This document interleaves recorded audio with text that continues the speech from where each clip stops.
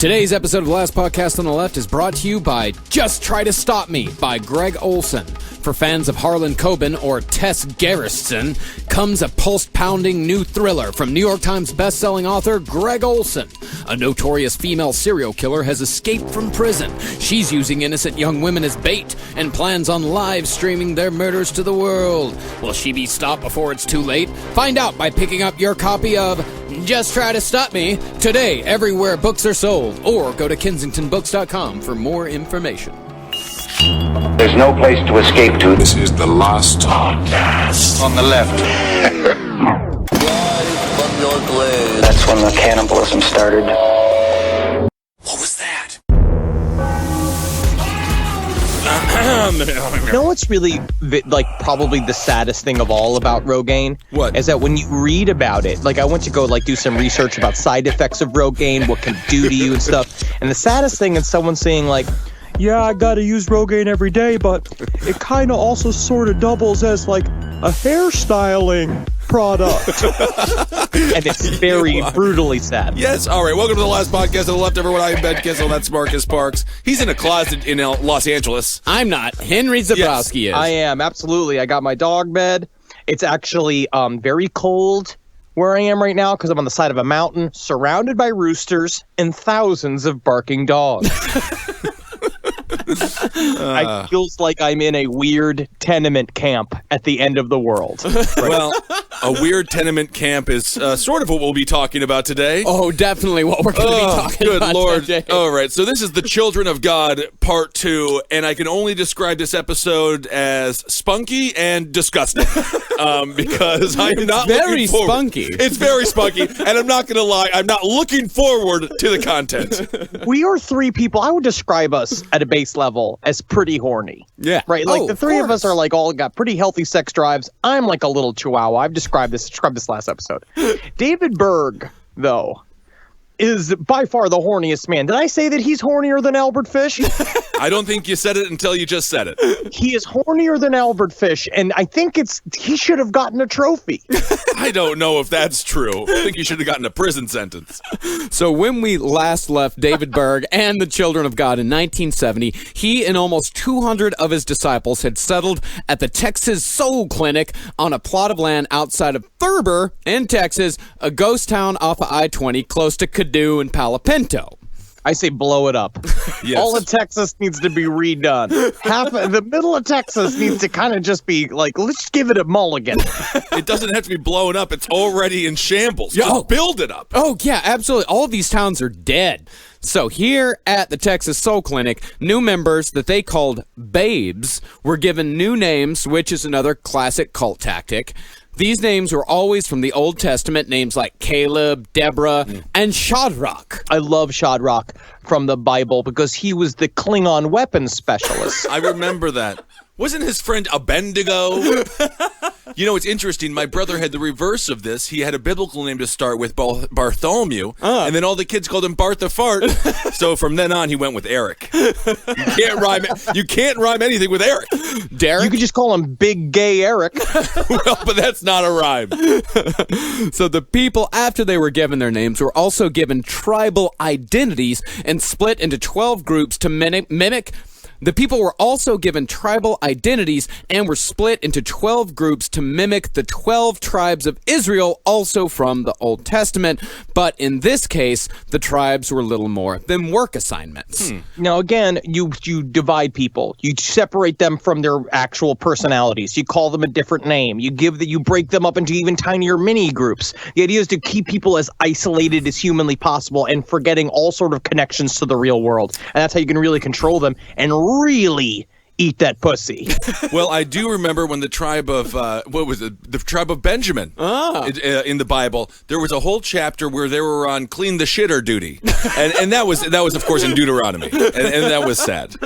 Yeah, it's exactly how it was. One tribe would be maintenance, another would be made up of cooks, another was in charge of livestock, and still others would, quote-unquote, procure food from neighboring towns like Strawn and Mingus. That was the raccoon group. That's what they called themselves. Is the mayor of a town like Mingus, is it just a giant just man baby with the watermelon hat on, like literally like a carved out old watermelon, and be like, today we're making lollipops money. And everyone's just like, yay, yay, yay. Finally, a mayor who speaks for the people. If lollipops became money, I would move to Mengus in a heartbeat. However, none of these tribes were actually allowed to partake in anything that was procured either legally or illegally. All of the good stuff went to the people at the top, while the rank and file were left with either rotten food or animal feed thrown out by neighboring ranches. Let me tell you, that animal feed shit is gross. I know you made a point to allude to the fact that you've eaten it before, so now I must request: have you eaten animal feed? Yes. Okay, so Of I'm course happy he you has. got. He doesn't come. He literally lives in a world of brine. All he does is he'll eat whatever scraps are around. It's curiosity. It is. It's animal feed. And plus, it just sometimes when you're, throwing it out for the cattle, sometimes the dust will get in your mouth, and you get a pretty good idea for what it tastes like. Why are you cackling the entire time? Are you screaming like, "Gah! Eat up! Everybody eat up! It's dinner time!" Like a fucking psychopath? Yeah, and no. And like I said, like when you're a kid, the slang term for some of the cattle pellets that you give them, cake is the slang term. Yeah. So when you're a kid, it's like, oh, it's called cake. Let's see if it tastes like cake. It don't taste like cake. Yeah, because why would they give cows food that tastes like cake? It doesn't make any sense. It's not their birthday. If I was a farmer, all my cows would be eating cupcakes by Melissa all day long. Ooh, what kind of beef would that make? Ooh, that would be good. Anyway, we got to get back to the children of God here. I can't think about cake beef. Ooh, God, that's good. Now, at the Texas Soul Clinic, as it would be for much of his rule, David Berg held an authoritarian rule over his disciples, with all decisions happening from the top down, which was a privilege of being the end times prophet. He was the guy at the top. He was the guy at the end of the world, like this guy knew what he was talking about. And since God had told Moses David about the end of the world and all manner of other things, it wasn't so much of a stretch to think that God would also give David Berg instructions on the cult members' day-to-day lives. Now, think about this. This Texas Soul Clinic was a guy, I believe it was Fred Jordan, who was like an old sort of like teacher of David Berg. They were back in the day when he was more evangelical and like wearing suits and shit. They knew each other, and they got into a disagreement where Fred Jordan was like, I don't want to work with you anymore. You're obviously a pervert. And he was like, no, and they left. When he shows back up, he shows up with this fucking busload of hippies that are all like, the way they said that their smiles were like both either like empty but also ironic, like they were like ha ha ha ha ha, like acting like it was all normal. Obviously it was not. They're living in a world of shit. The way they described it is that their campouts were just covered in trash, where they would just pile all of the food and stuff that they stole from other neighborhoods into a big pyramid in the center, and then they would go and pick shit out of it. There's only so long you can handle that without not believing the guy that is telling you to do that is Jesus Christ. Yeah, there's no way that bizarre trash heap Christmas tree that you made out of food is an indication that person you're following is the second coming of Jesus himself. It's like Fraggle Rock. Yes. It does sound kind of fun, I have to admit, like going to a huge Christmas tree of rotten food and just grabbing whatever you want. It sounds like Neverland Ranch, or like Neverland, the real Neverland, but it's actually more like Neverland Ranch. Yes, because that's of true. all the kid fucking. Right. So here's how a day in the average member of the Children of God would go. Mornings were Bible study, after which each member was given God's orders for the day as was befit their tribe. Every member was also assigned a buddy who stood at their side at all times, including on trips to the bathroom. And speaking of the bathroom, the Children of God had a strict 2 sheets rule, meaning nobody could use more than 2 sheets of toilet paper on each trip. I wouldn't last a second. Yeah, I need 2 hearty handfuls. Yes, I just like to, I'll just take 2 rolls and go into the bathroom with that and come out with 2 empty rolls. But you know that if you actually read, if you've ever spent time, like if you ever forgot your phone for some reason and you're in a bathroom and you've just read the label of the toilet paper roll, right? It says that 2 sheets is supposed to be the normal quote unquote serving of toilet paper. Well, I don't know. For who? I don't know. I mean, I dainty eat as lady. much flax as I could jam into my system. Like sometimes I'll poop a bunch of rocks. Like I put a bunch of just like little like diamonds. Like I'm a little fucking like I'm run by the Rothschilds. Like my guts are. But I still need more than 2 sheets. Most people do. Yeah. So it's a Survivor type setting. Jeff Probst should be there breaking up the camps. So that's what's going on. Divide and conquer. Yeah, huh? divide and conquer. And while those people were in the bathroom, they more often than not used the time for Bible studies. Each member had to memorize what the cult called the set card, which was a list of 300 Bible verses in addition to memorizing 10 chapters of the Bible. And loudspeakers, ever a favorite of cult leaders, would constantly blare someone reading passages from the Bible. Jim Jones used this exact same tactic, where you just had, and Shinrikyo used the exact tactic too. If you have a compound in which a cult is hanging out day to day, there's gonna be loudspeakers, without a doubt. And when people were reading their passages aloud during Bible study, they would also usually listen to a tape saying the exact same words. What that meant, pretty much nobody had any time to think, nobody had any downtime, which is another time-honored tactic of cult compounds. That's how you keep everybody on the same track. You know what I mean? So you keep everybody in the vibe, because the part about it's keeping a vibe going. It's keeping, because the idea is also you're trying to build up the tempo. We're headed towards the end of the world. All of this is like, it's present. It's happening right now. And also, what we're going to talk about too is that this was a very puritanical society at this time. There was no sex yet. It was just work and Bible passages. So is it possible that, when one of the members of the cult Children of God were going and speaking into the loudspeaker, they just started to sing, and then that person became Katy Perry? Is that possible? There were actually a couple of people a couple of celebrities that grew up in the Children of God. River Phoenix and Joaquin Phoenix grew up in the Children of God. Wow. Rose McGowan grew up in the Children of God. That's pretty much it. But that's some heavy hitters right there. Some of my favorite actors. Yeah, wonderful people. God, Rose McGowan. She made my pubic hair grow. Scream. I can't even get into it.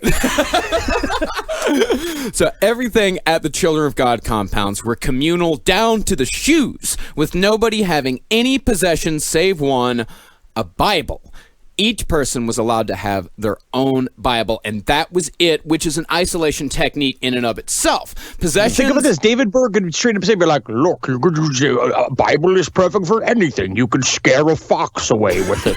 You could rip out the papers and eat it, and that's fiber. Help you towards your 2-sheet rule. Am I right, young Marjorie, with your puddles of pudding you make every morning? I've seen it. Cleanest butt in town, but not a page left in the Bible, huh? See, really, no matter what people say, possessions are important to humans. It's just the way that we're built. Yeah. And stripping possessions down to just one thing makes that possession the de facto most important object in that person's life. If you ever watch Lock Up Raw on MSNBC, you'll notice prisoners, they have a finite amount of objects, usually like 20, and those are life. So you're like, how did someone get stabbed for stealing somebody's, rosary or whatever it might be? And it's because that thing is the most important thing ever. Exactly. So when the children appeared in public, they would often be seen wearing red sackcloth. Sackcloth is a material that's usually made from black goat hair and is extremely uncomfortable. They'd also smear ash on their face, completing the ash and sackcloth Old Testament double whammy, which signaled mourning and or repentance. And it just made them look creepy as fuck. It just made them look they weird. showed up. They looked super metal. Yeah. Like they showed up like wailing, covered in sackcloth and ash, and they were all just, that must have been awesome to see. I would have showed up. If I saw that, I would have been like, yeah. They're like, no, sir, this is supposed to be bad. I'd be like, metal. I don't think you would fit in very well. You might be more of a Hare Krishna type. So members justified all of these practices and behaviors by saying that all of it put together was their preparation for Armageddon, which is, of course, exactly what David Berg told them they needed to believe in to be a part of the Children of God. Like a lot of cults, the whole thing centers around Armageddon, and David Berg's control centers around Armageddon, because Armageddon is fear, and fear equals control. So somehow we convinced them that God was only picking up people who look like extras from Lord of the Rings on Armageddon on the day of judgment, and they dress like a bunch of idiots. What I found really interesting when we were reading the book that we've been reading right now, which is called Jesus Freaks, and a part of it equates the idea of the original apocalypse fantasy that was written into the first Old Testament version of the Bible. And the whole point was to make the Jewish slaves feel better about the fact that the world was going to end soon. Don't worry. You don't need to fight the powers that be because you'll be out of here soon. And really, for a lot of people, the whole Revelation thing, the whole end of the world thing, the 144,000, a lot of that stuff is a 20th century invention.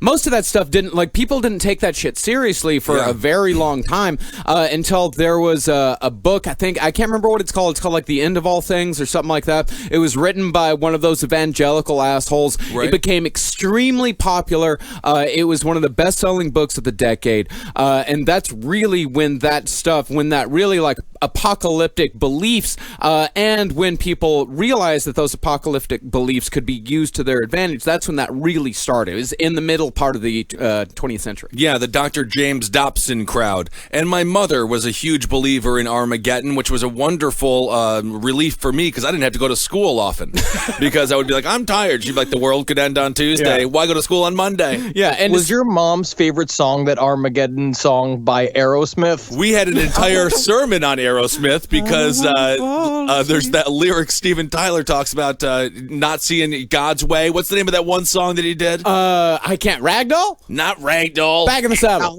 Yeah, so no, it's not that. No, Aerosmith was on the Jesus hit list. They did not like him. Oh, wow. Yeah. That's the thing. Speaking of what Henry said about all that stuff being put in there to make the Jews feel better about their lot in life, nobody whose life is going great believes in Armageddon. Right. That is just an absolute fact. There's no millionaire that believes in Armageddon. There's nobody in a happy marriage that believes in Armageddon. These are people that want the world to end, but they don't want to end it by themselves. They want God to do it for them. Right. Because then it takes it out of their hands. Yeah. It takes it out of the responsibility of having to deal with your life. It takes it out of your hands. Now it's like, I have this bigger thing I have to worry about. I don't have to worry about getting my shit together. I don't have to worry about reconnecting with my family or having friends or having a career because the world's going to be over soon. Yeah, exactly. Yeah. Which is why you didn't ever have to go to school, Ben. I loved that. If I had one really, really strong arm and one really weak arm, I'd cover my strong arm and then I'd release the cover and I'd say it's Armageddon. What?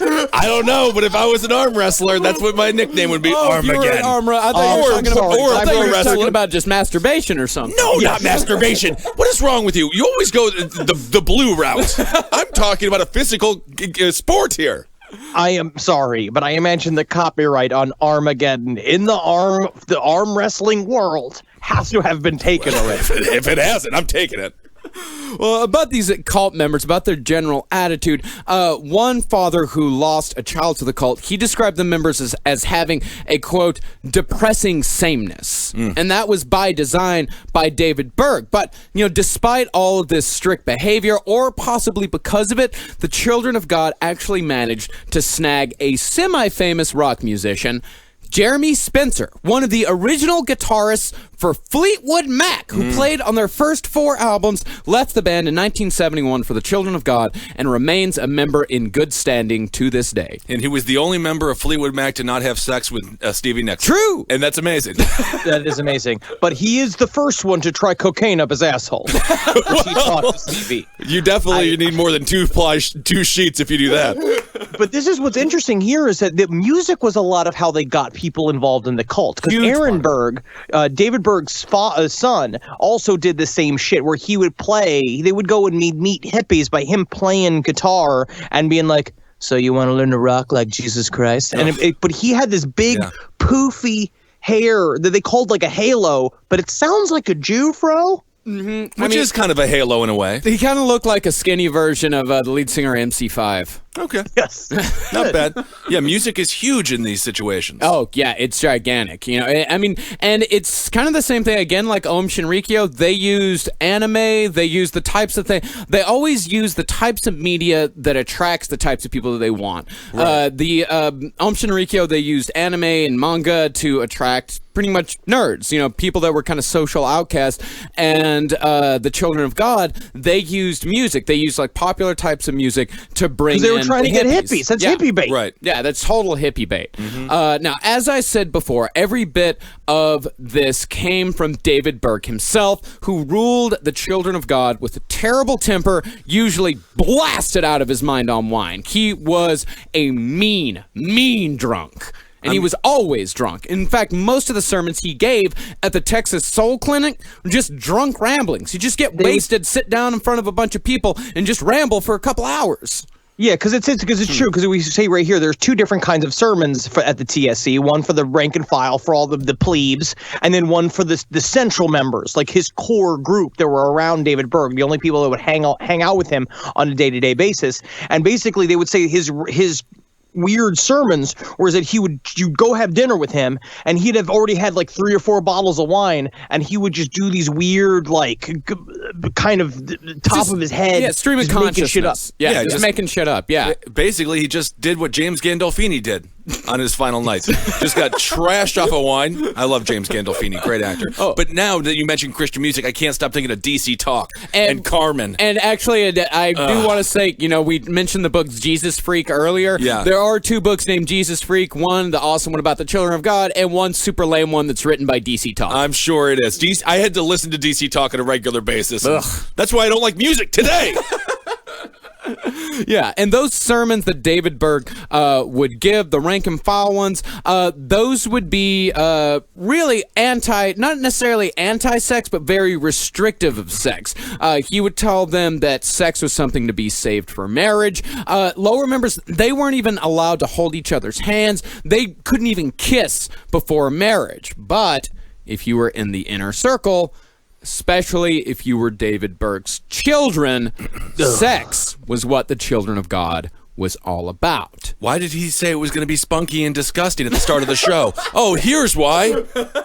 Can you imagine if Santa was horny all the time? And part of the thing is that when Santa came down to give you presents, is that his penis was all hard, and that he just was like, you would have to come down and be like, Santa, I'm sorry. Like if kids that were awake, they said that's why you had to be asleep on Christmas Eve, because if not, Santa would go down on you. Kind of a horny Krampus story, huh? That's David Berg. Wow. See, the Berg family, they had always been extremely fucked up. But now that David had reached the status of end-time prophet, he could get away with pretty much whatever he wanted. Because think about this, is that when he was just wearing a suit, just doing regular preacher bits, he was doing the rub downs on his daughter to get her to go to sleep at night. Yeah, he was masturbating his daughter from the age of like 9. Yeah, this is the man who had sexual fantasies about his mother on a regular basis and all that stuff. Yeah, absolutely. Yeah, and he'd also been having, incestuous relationships with one of his kids by this point. But when Children of God came around and when he became the end times prophet, this is pretty much when you see when a person does something like that, when you have such a disgusting incestuous pedophile, this is what happens when that person gets to do whatever they want. When they get the license to take all of their fantasies and actually realize them. Yeah, but that's when Michael Jackson made Thriller. You know, like he just created a cult that went nowhere. Sides of the same coin. It's like, what do you do? It's like, yes, fantastic dance album, and you're probably the best it's ever been, King of Pop. Just leave Macaulay Culkin alone. Now he's made a pizza band. He made a band about pizza, which I don't know if goes back to Pizzagate. The Pizza Underground. It was all Velvet Underground songs, but he replaced a lot of the words with pizza. Macaulay Culkin did that? Yeah, it was great. He's still my favorite. God, I love him. Everything he's ever done. He was molested into that band. He was not. Pizza? No, there's nothing wrong with pizza. Pizza's all dirty now, thanks to #Pizzagate. Yeah. Well, we might whatever. So here is an example of some of the fucked up things that happened between David Berg and his family. One night, Berg was holing up in a hotel in Dallas where he was hiding from embarrassment after getting deported from Israel, which is a part of what sparked the extreme anti-Semitism that he would display later on in life. And real quick, we were going to find out a lot is that they bounced around internationally all over the place trying to find a new home for children of God. Also, they were being persecuted everywhere. So they went to Israel thinking, oh, we're going to show up and they're going to love us. And literally Israel was like, no, get the fuck out of here. And they were like, you fuck here. Like, stop rubbing your daughter for a second. I need you to fill out this paperwork. Yeah. Today's episode of Last Podcast on the Left is brought to you by ZipRecruiter.com. Are you hiring? Do you know where to post your job to find the best candidates? Posting your job in one place isn't enough to find quality candidates. If you want to find the perfect hire, you need to post your job on all the top job sites, and now you can. ZipRecruiter is a search engine for finding and posting jobs. You can find candidates in any city or industry nationwide. Just post once and watch your qualified candidates roll into ZipRecruiter's easy-to-use interface. If you have any issues, ZipRecruiter's friendly and human support staff is ready to help. They're featured in Forbes, Wall Street Journal, Time Magazine, The New York Times, TechCrunch, and CBS. And right now, our listeners can post jobs on ZipRecruiter for free by going to ZipRecruiter.com/LEFT. That's ZipRecruiter.com/LEFT. One more time, try it for free. Go to ZipRecruiter.com/LEFT. I do have a question about money. How do they finance these trips? Every person who joined the Children of God signed over everything they owned. Okay, so they just pulled it all together. It's an expensive trip. Yeah, they pulled it all together, and there were also business people around. You know, anytime they set up a new colony, there were people with money that were sympathetic to their cause and would donate to that. Oh, I see. But the majority of their money, we'll talk about how they came upon that on the next episode with a little technique called flirty fishing. All right. But we'll get into that later. So, while they were in this hotel room, Berg held a meeting with his daughter Deborah and her husband, his son Hosea and his wife, and Berg's son Aaron and his wife Shula, who had just recently married into the family. She was brand new with all of this. So these are 3 children of his and their spouses. Yeah, exactly. And after the meeting was adjourned, Berg, stripped naked, took out a bottle of wine and said that it was time for a, quote, sharing party. I hope everybody enjoyed the meeting. I hope we wrote all the notes down as we got the composition books out. Did I see everyone close them? That's wonderful to see.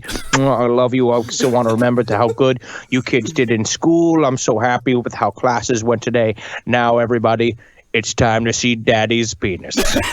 It's absolutely disgusting. Yeah, sharing parties. They were family orgies. Although in the beginning there was no swapping involved, it was pretty much just a naked father who looked like Santa Claus walking around a hotel room watching his grown children fuck their spouses on mattresses on the floor.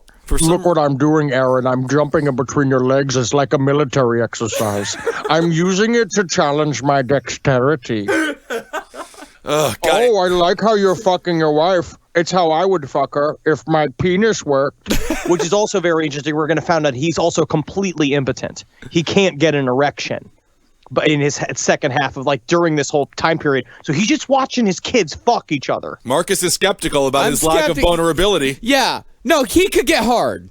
Well, when we talk about when he starts really getting into it with his granddaughter, he couldn't get it up. Yeah, he couldn't get up with his granddaughter, but everybody else he was fucking all the time. Oh, my God. Yeah, as we'll find out in the next episode, his son was quoted as saying, "Dad was a really sexy guy." That's a good thing that he couldn't. I really do envision, after the Supreme Court makes a really big ruling, they do the exact same thing. Time for a sharing party. Time for a sharing. And all this family orgy shit, the bizarre views of family didn't stop there. See, Shula, she had been pregnant with another man's child when she met and married Berg's son, Aaron, and after she became pregnant again, Berg sent Shula and Aaron to Canada and gave her illegitimate son away to another member named Susan. and the practices of splitting up families and familial orgies will become common practice for the children of God. And this here is where a lot of Berg's insanity and evil nature lies. See, every despicable practice that the family ended up spreading wide, Berg tested it on his own immediate family first, with it was very torturous similar results. to L. Ron Hubbard did the same thing. L. Ron Hubbard had an inner circle where he would test out all of his ideas on the inner circle first before it goes to the rest of the Scientologists. So this would be a good time to be on the outer circle. Yeah, I mean, So this is not the best time to be close to the leader. oh no, this is a terrible time to be close to the leader. It's never good to be close to the leader. Never be close to the leader because you're being used as a pawn. The whole point is to see how far he can go with you and then see you're just testing ground. So it's like his failures are even worse than his successes. No, you want to be close to the leader. You get the good food. You get the good drink. I mean, other than these orgies, apparently. I mean, there were some people in the Children of God cult that had been a part of it for decades that never had any real idea that any of this shit was going on. I mean, there were some news stories that were coming out here and there, but they weren't really affected by it. They had heard about it, but they were also being told the whole time that it was just lies. So not everybody that was a part of the Children of God cult was involved in the gigantic pile-up fuck orgy.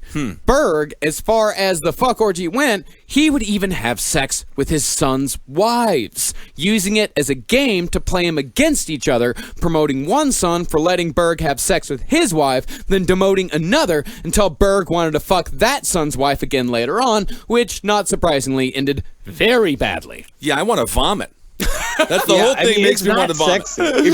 If you are hard, I guess you're allowed to be because this is America, and I can't tell you to not be hard. But don't be hard. I mean, it's just the idea of your dad with your wife. Yeah. I mean, that is.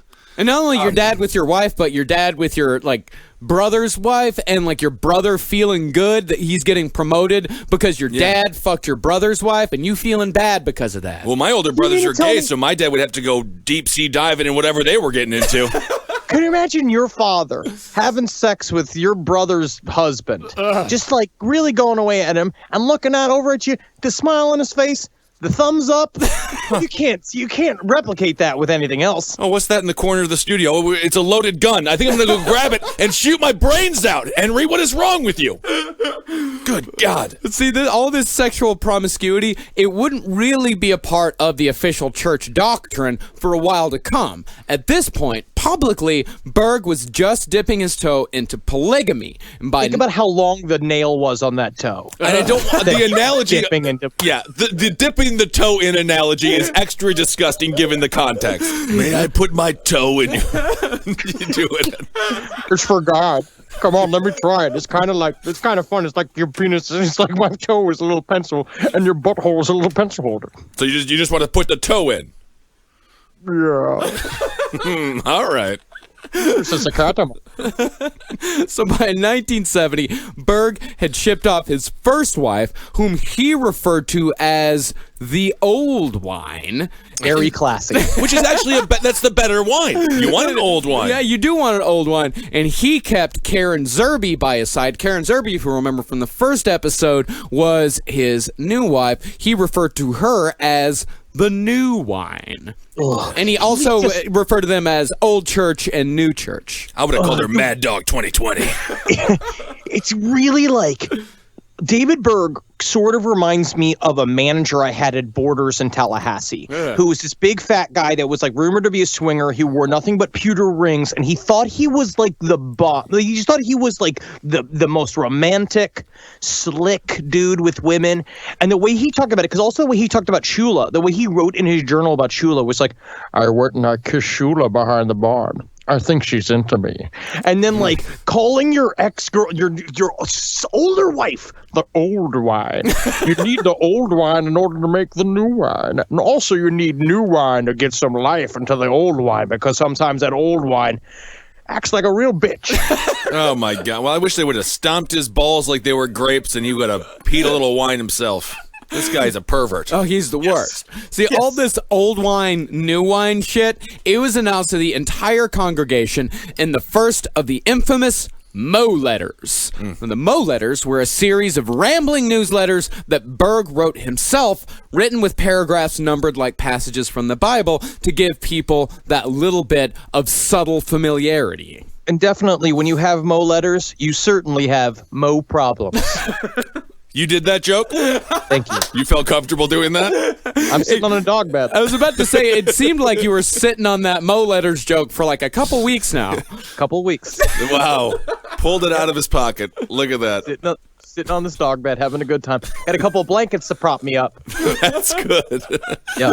Mo problems indeed. Now, the style of writing in these Mo letters, it was that goofy, quote, that far-out hippie style that uses dumb words like heavy all the time and just had a shitload of exclamation points everywhere. For example, this is Berg's first Mo letter. This is a little excerpt from Berg's first Mo letter. If you'll even take a look at Bible history, you will make the shocking discovery that most of God's greats had oodles of wives, women, mistresses, harlots, and what have you! Yeah, there's a big exclamation point on the end of that. And what have you? Oodles of wives, you say? And what have you? Oodles of wives. Wow. Oodles. I don't like to say the word oodles because it sounds like like gross, and there's nothing gross about a wife. I would call them more like poodle, because I think poodles are adorable, and I wish I could stick my toe in one. Poodles of wives. Now, like all good cult leaders who are masters of nudging people along, polygamy was just the first step on the road to the children of God becoming a full-blown fuck cult. And naturally, parents who lost their kids to this lifestyle didn't take kindly to it. No way. Shocking. They formed a group called FreeCog, or Free Our Children from the Children of God. And Thanks, Nancy. Great name, Nancy. Thank you. FreeCog. Like, I feel very strong about the name. It needs to sound like a thing that people could just kind of say. And FreeCog is a word that people can say. That is a word people can say. So this is when Ted Patrick, a.k.a. Black Lightning, comes into the picture. Ted was, at the time, making a name for himself, deprogramming cult members on behalf of their parents. And Ted got the name Black Lightning, one, because he was black. Yeah. And Very appropriate.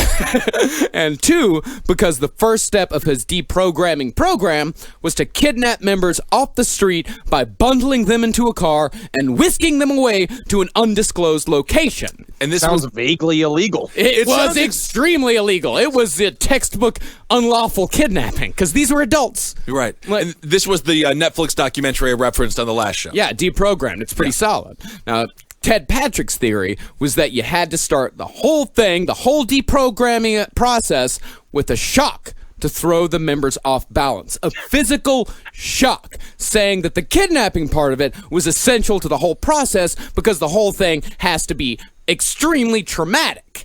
The first thing I do is I show up as Tony the Tiger, right? I'm dressed up full of the Tony the Tiger, and they see me and they're laughing and stuff because I'm going, they're great. And I take a bag, right? And I put a bag over their head, right? And the first thing I do is I bonk them back and forth with a couple of paddles so they get really confused. Then I spin them around 3 or 4 times.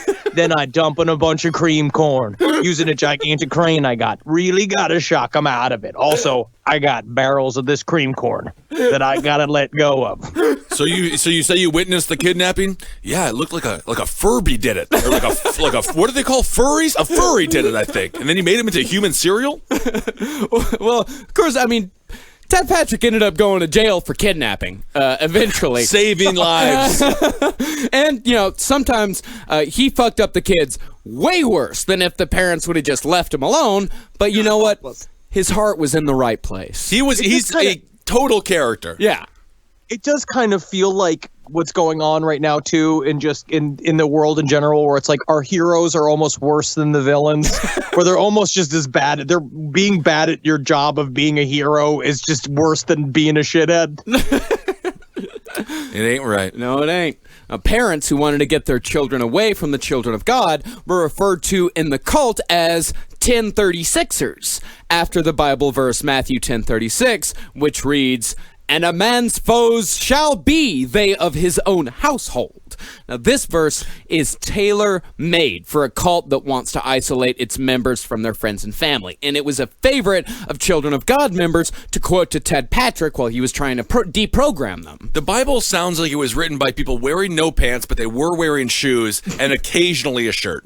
They were a bunch of homeless men that were sexually obsessed with the coolest guy in the group, the coolest homeless man in the world. They got obsessed with him. I'm going to say sexually. Yeah. Because they were always washing and sucking his feet and getting him food. That's who wrote the Bible. But that is one of the myths about Jesus. He was actually fairly wealthy for the time. Really? Yes. Like people are like, oh, he wore sandals. No one else was wearing sandals. Yeah, I guess everyone else was barefoot. And he didn't exist. Yes, he didn't exist. That's another very possible truth there. Yeah. But what David Berg also used was the idea of, we always talk about this with cults, is that you use the idea of we're being persecuted to show, look, we're right. Yeah. The powers that be want to shut us down because we're too close to the truth. Yeah, and he called everybody outside of the Children of God, anybody who tried to come in to take people away or to tell them that what they were doing was wrong, they were called systemites. I kind of like that. It sounds like it's out of Hellraiser. That's pretty. I want to be a systemite. But by the time Black Lightning showed up, Berg had already been releasing Mo letters for years and was starting to turn them sexual in the most subtle of ways. There was one called Squeeze, Don't Jerk, which was a reference to trigger discipline while using a gun rather than masturbation. You're supposed to squeeze the trigger, not pull the trigger. And he wrote, Squeeze, don't jerk, or you may miss the mark. And that's a sin. And that's a sin! Are you talking about guns or are you talking about me grabbing your dick? That's funny. What am I doing right now? You're holding your... You want me to grab it? Yep. Okay. 1971. I'm not subtle. No, not at all, Bless actually. me for being subtle. If subtle was a crime, I am innocent. Yeah, no. In 1971, Berg wrote a Mo letter called I Gotta Split, in which he explained that it was necessary for him and Zerby to leave the country to spread the word of God. Now, this right here, what Henry's about to read, is an example of what Berg wrote in I Gotta Split as to why it didn't really matter where he was, comparing himself to the presence of Jesus. And this is some insane cult doublespeak bullshit. Hey there, party people. Hey there. How's everybody feeling? How's the mood of the room?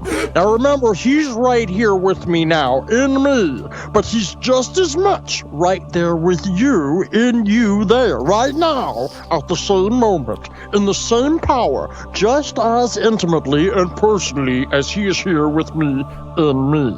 You can enjoy him just as much as I can. And I can thrill to his presence just as much as you can. And we can all enjoy him together anywhere, everywhere, anytime, all the time, in all his power and fullness. Just as much for you as for me, and just as much for them as for us, and just as precious and sweet and intimate as for any, by his Spirit through his words.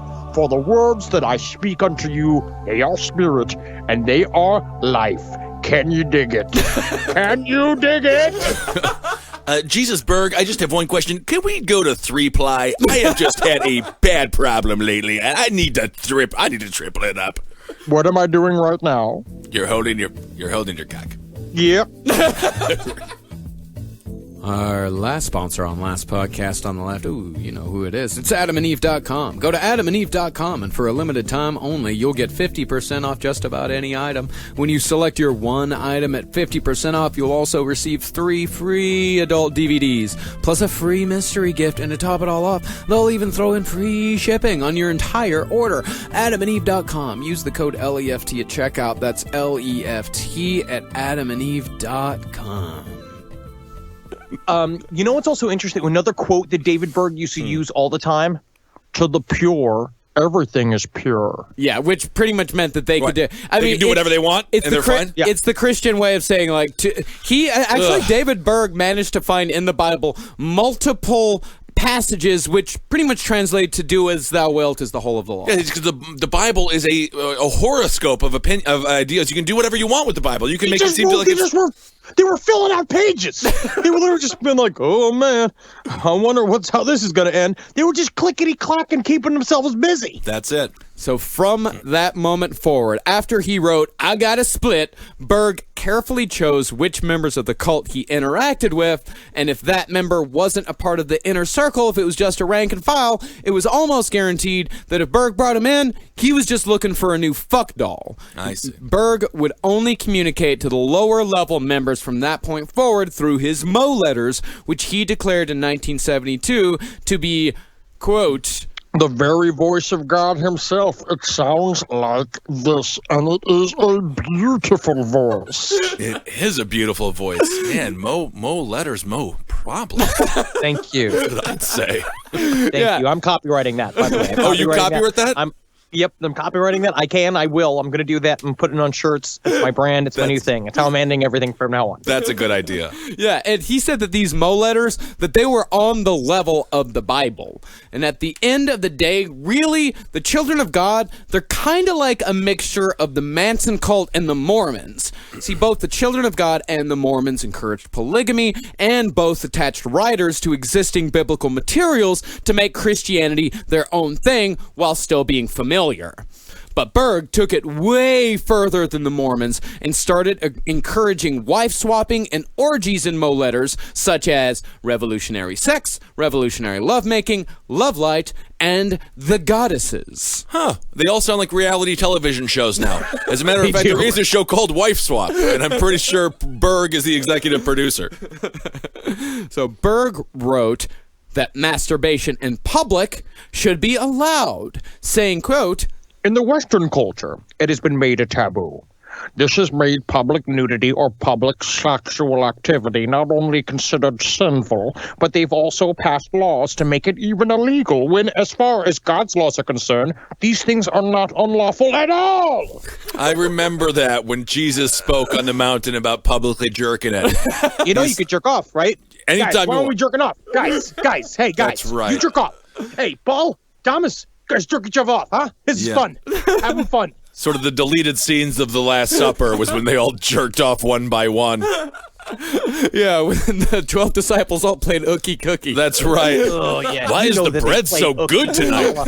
They played Ookie Chala like 97 times. You know that they did that all the time. That's how they they were just wandering around the desert. Not so unleavened anymore. So Berg, talking about his own first experience with masturbation, wrote, I will never forget that I was first taught how to successfully masturbate to a complete orgasm by an older boy who whispered it in my ear while sitting in the third church pew from the front during one of my father's Sunday morning sermons. I gladly accepted his invitation to go home with him for Sunday dinner to learn more, and he was most happy to teach me along with some of the rest of our friends. His simple little lesson was the soul of brevity. You just jiggle it up and down until it feels so good it hurts. Yes. Yes, please. Yes, queen. Give it to me. Sounds like you can't flush the toilet. Just jiggle the handle a bit. Yeah, you just jiggle it up and down until it feels so good it hurts. And that's also my comedy. That's my comedy philosophy. That's it. So he was molested. That's his story, right? yeah, I mean, by an older boy. Yeah. He flipped it around. Yeah. He flipped it around to Yeah. the hottest thing he could think of. Yeah, I guess so. That's true. Yeah, just remember that in the minds of Berg and his followers, this shit was on par with Jesus' Sermon on the Mount. I remember that when Jesus was like, and I looked at my mother Mary, and I got rock hard, and then I fucked my father. Yeah, because Berg would say, the Bible was written a long time ago. It's time for the new stuff. And this is the new stuff that Jesus wants you to know. This is the new stuff that God wants you to know. He's telling me specifically because, remember, he's Moses. So he's the conduit between God and the people of earth. And what didn't Moses have? Playboy. And think about it now. But this is also when he uses all that to kind of jump into pedophilia with 2 feet. He's just nudging into it a little Nudging bit. into it. He's jumping. He's a lemur going off the edge. He's definitely nudging into it. He's dancing like nobody's watching if the dancing was molesting the various members of his family. I think he's dancing like his family is watching. He's not nudging. He's not even close to pretending like he doesn't want to have sex with all of the kids. But to the cult members, like, they are taking these things a little bit at a time, is that he's just kind of suggesting it. Like, he's just kind of throwing it out there, just kind of seeing what sticks to the wall and getting people used to this stuff. Trumpian. Like this little bit right here is buried in paragraph 54 of Revolutionary Sex. Yeah. Good God. If early marriage is wrong, then why did God make girls able to conceive and bear children at such an early age if it is wrong for them to marry at such an age? In most Western cultures, it is even illegal. Sounds like Osama bin Laden. The so-called, quote-unquote, child marriages are usually forbidden by law in the West, whereas they are quite common in the East. And why not? God has made boys and girls desirous of and able to have intercourse and bear children at those ages. So I say, pop the top. And you know what they say, once you pop that top, the fun don't stop. Don't bring Pringles into this. Do not bring one of my favorite snacks into your disgusting tale. If I were to name Pringles, I would call them Dingles, because Dingle is a funny name for my penis. All right, leave Pringles alone. And also, doesn't his logic fall apart when he brings up the boys? Mr. Kissel, what am I doing right now? You're holding your cock. Okay. Yeah, he doesn't come right out and advocate pedophilia and incest just yet, but he is just yet. Which, by the way, if you can't, figure out the foreshadowing, eventually he does. Yeah, I think they figured it out, Marcus.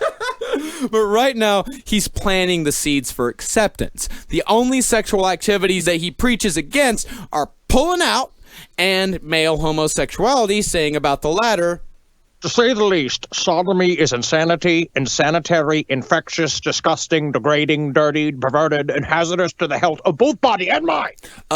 Jesus Berg, you fucked your son's wife. Yep. Oh, yeah. Took her to town. I took her to town. I took her to the library. I got her a library card. I took her to the dump. I took her back from the town. And I mean, I had sex with her. Huh. Yeah, and of course, with Berg, lesbianism, totally cool. Totally dope. Totally fucking sweet, bro. This is every Skid Row fan from the 1980s. Remember that when you had to win the argument against homosexual or for homosexuality not being a crime? You'd be like, "Do you like two chicks making out?" You'd be like, "Yeah, two dudes." No. This is what he wrote about lesbianism. Personally, I don't see that lesbianism is any different from any other form of masturbation or sexual massage, which the Bible also seems to ignore. They're written by a human penis. This is just, if balls can write, this is what balls create. I just can't imagine anything illegal or immoral about just two bleach blonde girls with long fingernails just scissoring each other like a screaming X. I want to see it every day. So maybe we could go to the carnival, break the right balloons, and we can get those. We can get a picture of the Barbie twins. Would you like to do that? Yeah. Also, you know what really creeps me out is when I'm having sex with my son's wife, and he says, "Good job, Daddy." It's like, leave me alone. I'm trying to fuck your wife. Yeah, that is hard for you. Little kisses on the cheek. I can't stand hugging my son, but when I am just up to the pubic hair in my daughter, that's where I'm at peace. That's my me time. You're disgusting. You're a horrible person. Now, as the years went by, the Mo letters ranged from sexual instruction to completely bizarre beliefs to the seemingly mundane, with one of the Mo letters just only being about all the things that you need to know when you buy a boat. This is like when you go to see Bob Dylan now. That's all he talks about. You go to see Neil Young now. It's just about cars. He made a whole album about cars. He's out of touch. What I'm saying is he's out of touch with the core constituents here. He is very out of touch. I would say that. Yeah. He can't go see Ziegfeld and Roy, but he can have sex with his granddaughter. I see. Maybe one of those tigers, too. Yeah, now eventually these Mo letters, they became illustrated. They used the underground comic book style that was popular in the 70s. And this is very interesting because it completely borrows from the R. Crumb style of drawing. Like comics with an X. And they were highly sexualized. And also very similar to R. Crumb's lifestyle as well. David Berg and R. Crumb could be compared very easily because R. was also sexually obsessed. You know Very that- strange. Well, Arkram's just sexually obsessed with big girls. He's nowhere near the monster that David Berg is. No, I don't think Arkram he's a isn't a monster. monster. He's just a weirdo. I'm just saying he's horny. Yeah. Oh, he's super horny. Yeah, if you want to think about like who would R. Crumb be if he could come back, or I don't even know if he's dead, but if the perfect spirit animal for R. Crumb, if you remember that Far Side picture where the woman, she's very heavy set, she's posting up the lost Chihuahua and the Chihuahua's in her butt cheeks, that's R. Crumb. R. Crumb wants to be that Chihuahua so bad. I can see how it's sexy. Oh, absolutely. Yeah, totally. Riding a big woman around. He I'd loves do it. Yeah. I'd do it. Have a great time. I'd fucking buy a special cowboy hat for it. I'd have a great time with it. Yeah, and like Henry said, these illustrated Mo letters, this is when this shit gets extremely dirty and extremely graphic. This is an excerpt from one comic called Dad's Sex Talk. Okay, I'm gonna vomit. I'm going to put it this way. Let me preface this. If you ever have a friend that's like, let's say you have like a crush on a girl or like a crush on a boy, and you have a friend that's like maybe going to hook up with that person, a really good thing to do is be like, hey, you should check this out, and give them a copy of Dad's Sex Talk, the one comic, and they will never have sex with anything ever again. Yeah. The sex talk from a father to a son should be wear a condom, and then the son looks at his father, says okay, and then the conversation's done. Yeah. Yes. Well, but this is a little different. Yeah, yeah, and also the reason why it's called Dad's Sex Talk is because Dad was one of his names. He was Moses. He was David, Moses, David, Mo, and a lot of people just called him Dad. It's so gross. Yes. Here's what it is. The Lord put pubic hair between a girl's legs for a good reason. It's a cushion to absorb friction. He put a nice shock absorber right on your bumper. Now, some girls let that beard grow so long that it's almost impossible to find an opening in the undergrowth. I like to see it nice and neat and well trimmed. Not shaved, but trimmed with a pair of scissors. Leave enough so that it's still a good shock absorber, especially if you do a lot of you-know-what. Fucking. Fucking. That's what I said. I'll just say it out loud. Have I been again, put me in jail for being a subtle artist. Put me in jail for it if it's a crime. Because I am sick and tired of being subtle. I think it's time to really just straight up, when you're fucking, and you're really just grinding against your daughter, you need a shock absorber on there because That's not right. I hurt myself. Now, It's more for the protection of the man. Yeah. Undergrowth. Did you think that was an appropriate term there? Yeah, I did. I wrote it, didn't I? Didn't I, Mr. Sweet Little Lamb? Have you had sex with your daughter today? No, I don't have a daughter, and I wouldn't do that. That's why you're so surly. You need to make a daughter and then have sex with her. Just don't agree with anything that you did with your life. What am I doing right now? You're holding your cock. Yes. Okay. Yeah, and that's what these things were half the time, is that half of them were just instructions to his followers on how he liked to fuck. Yeah, how he wanted their bush to look like. Yeah, how he wanted their bush to look like. God. And he'd even talk about his like sexual preferences. He'd wander off into that every once in a while. This is another thing he wrote in Dad's Sex Talk. The reason I could never go much for the man sucking the woman is it's almost impossible for the woman to not have some kind of odor down there, no matter how much he washes. My nose is so sensitive, I can't take it. Yeah, he doesn't like to be in the undergrowth. I guess it's sort of like Stranger Things. What was it? The Upside Down. The Upside Down world, but it's the undergrowth. He is complete filth. Yeah. So at what point does he? Okay, so at some point he still has to be giving sermons about being good to your fellow neighbor. He jumps off it. He starts with it. Yeah. So this is.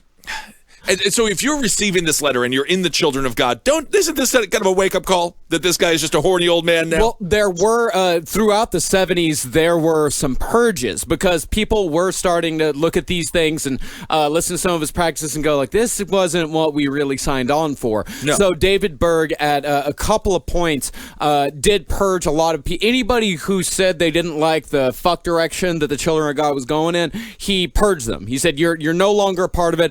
I am Moses David, I know best. This is the word of God. And if you do not believe in this, then you are essentially lost and you're no longer welcome here. But then I would assume those people, because they're so perverted by this ideology, they were probably hurt by getting purged, I would assume. Very much Yes. so. Right. People, think about it. You gave up your whole life. You gave up your whole life. You gave up all your possessions. You gave up a bunch of your familial connections, your friends. You gave up everything to be there. You now have a whole community there. Your kids are there being raised by 3 different people. A lot of times you don't know who the father is of your kids or the father, like where they are. So you're trapped in there a little bit. Well, that would be the case for me because we would just be like, who's the 6'7" kid? Oh, that's my kid. Yeah, I can't. I'm sorry. I can't get out of paying child support on that monster.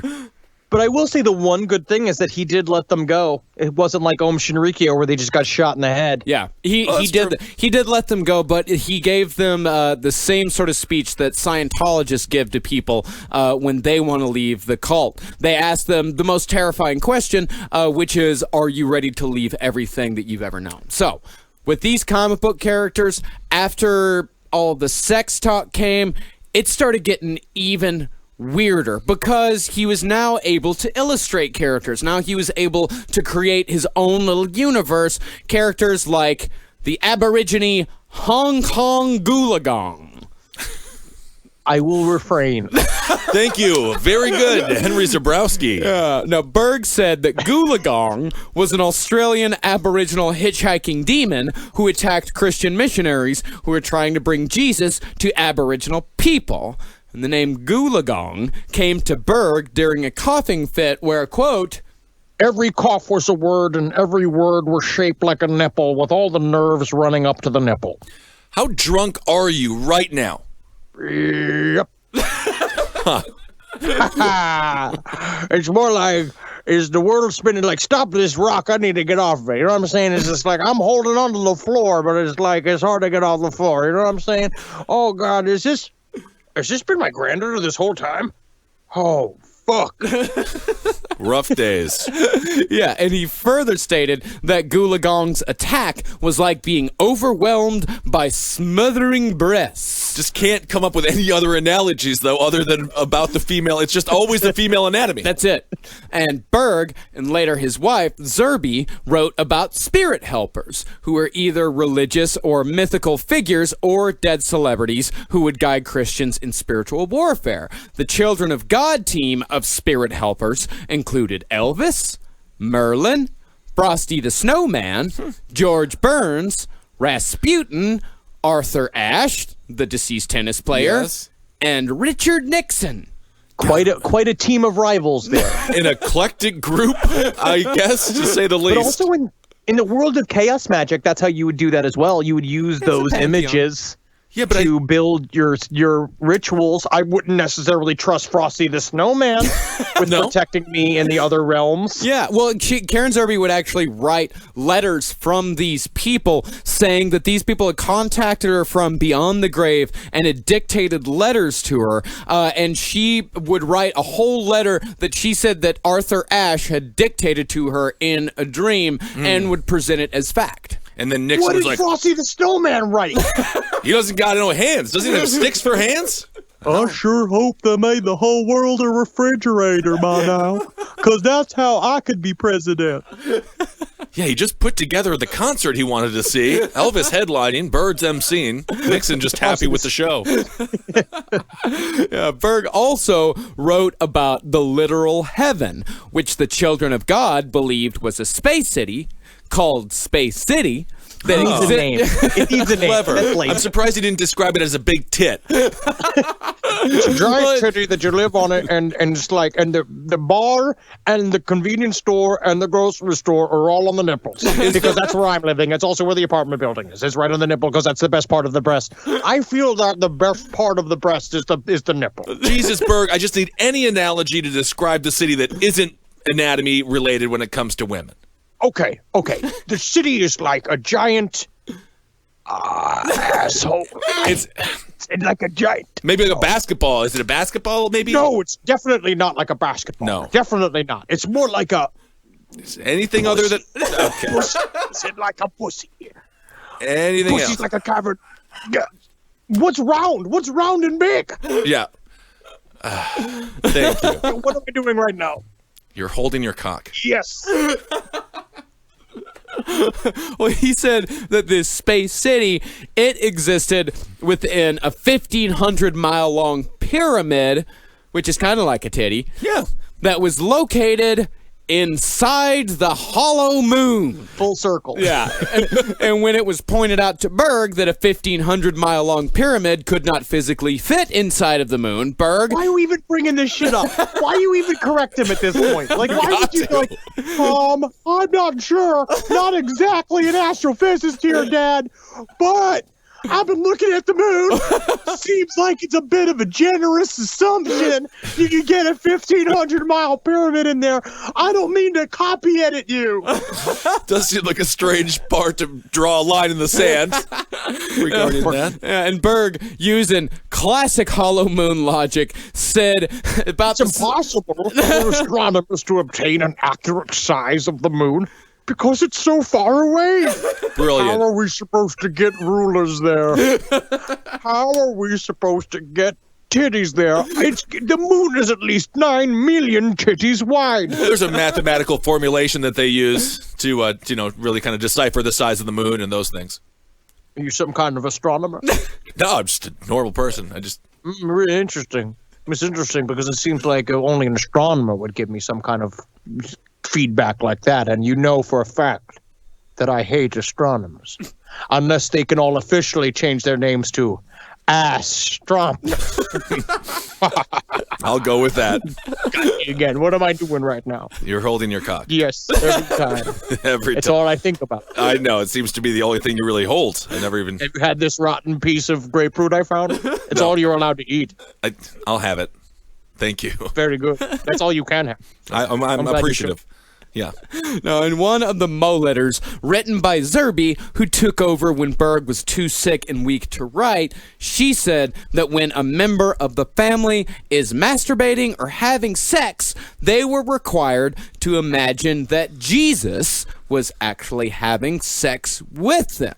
And this wasn't just women, it was men too. Everyone had to imagine Jesus was fucking them. And if you're wondering about the whole sodomy thing that we mentioned earlier, they got around this by saying that men not only had to fantasize about Jesus fucking them, but they also had to fantasize about being women themselves. So if you are Jesus and every time you're summoned you have to go help the person who's summoning you, this is a terrible cult for you.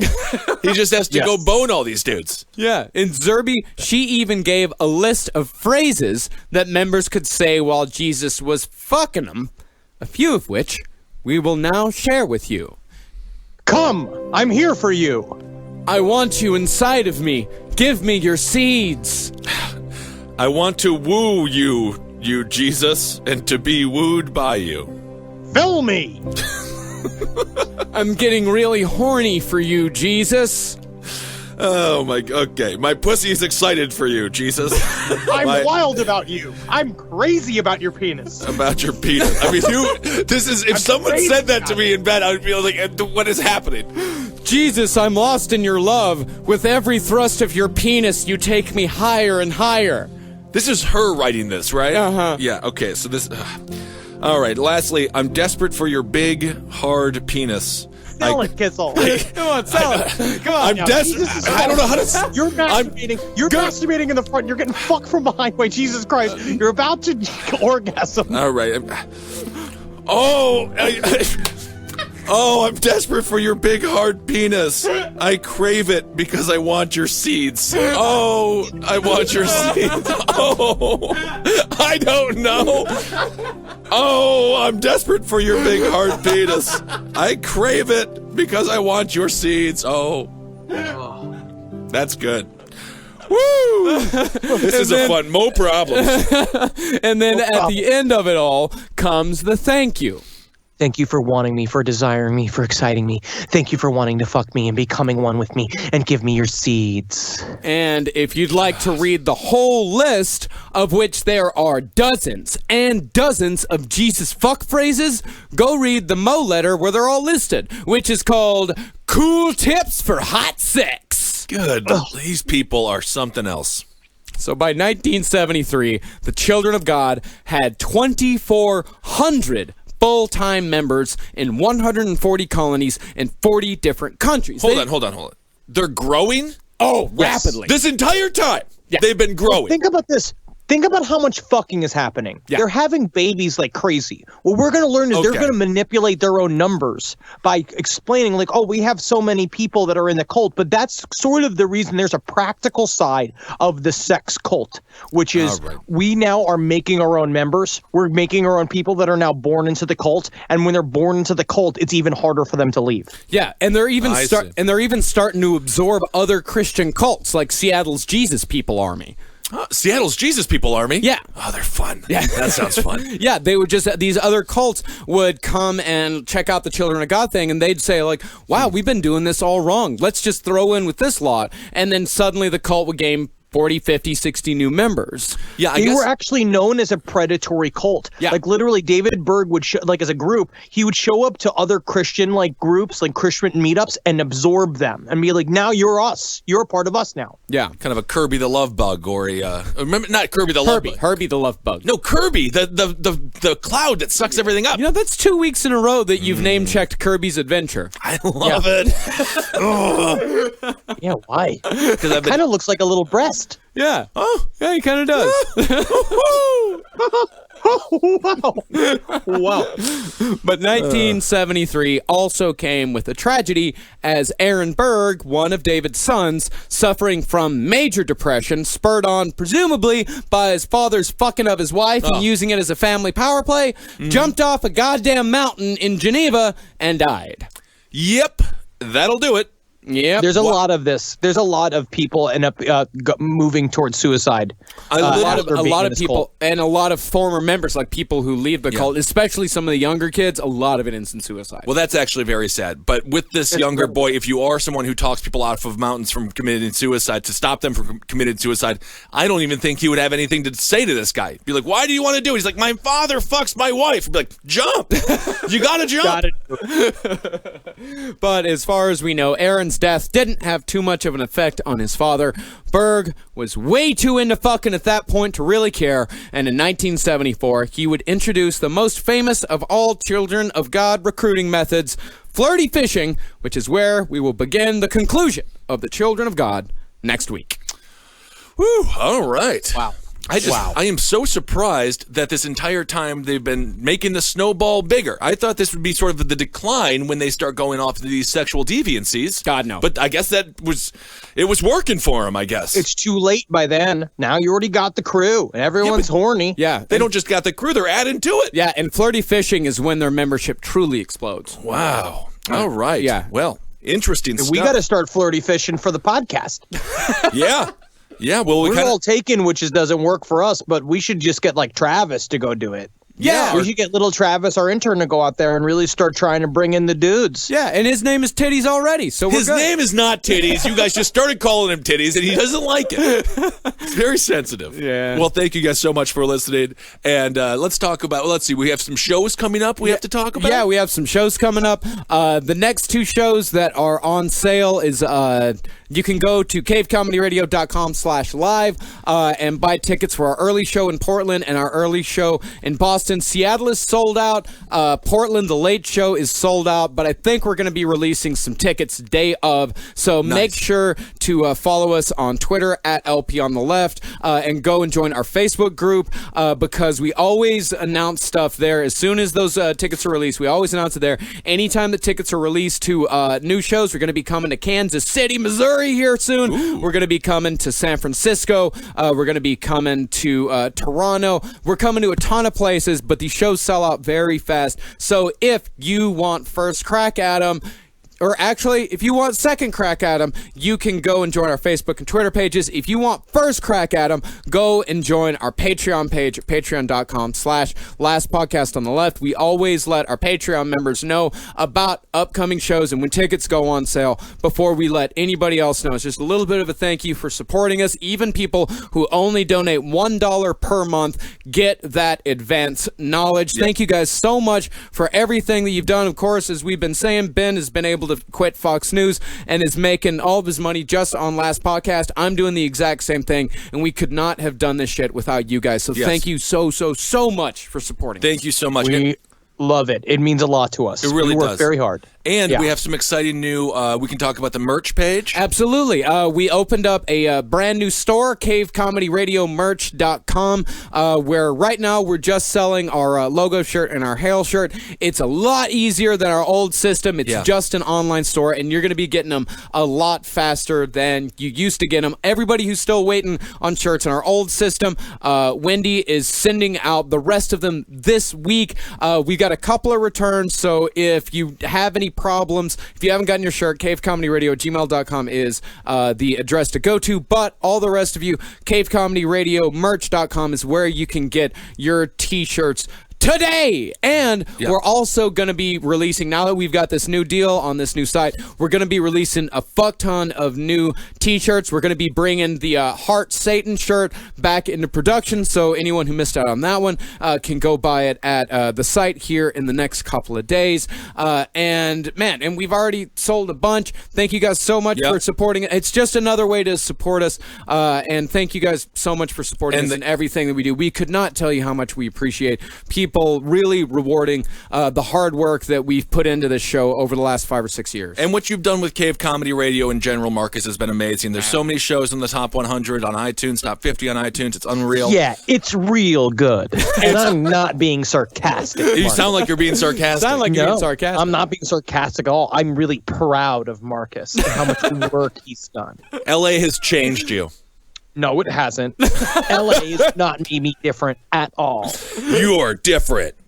So thank you so much for supporting Cave Comedy Radio. And many of the shows now will start having t-shirts and stuff like that. So there'll be an Ablegan's Top Hat shirt coming out, a Roundtable shirt, I'm sure a Page 7 shirt. Yep, we're going to make a Don't Come At Me with that shirt. Don't Come At Me with that shirt. I'm very excited about. Possibly a Hakuna Mafuck It. Maybe. That would be amazing. I'm going to be developing some shirts, and we'll see what kind of letters we get. That's what I'm excited for. That will be exciting. Oh, and this Friday, actually it would be tomorrow, Jackie Zabrowski is going to be sitting in for Ben on Last Stream on the Left. Yes. Which is going to be fun and weird, and we can't wait for it. That's at 7:30 at adultswim.com.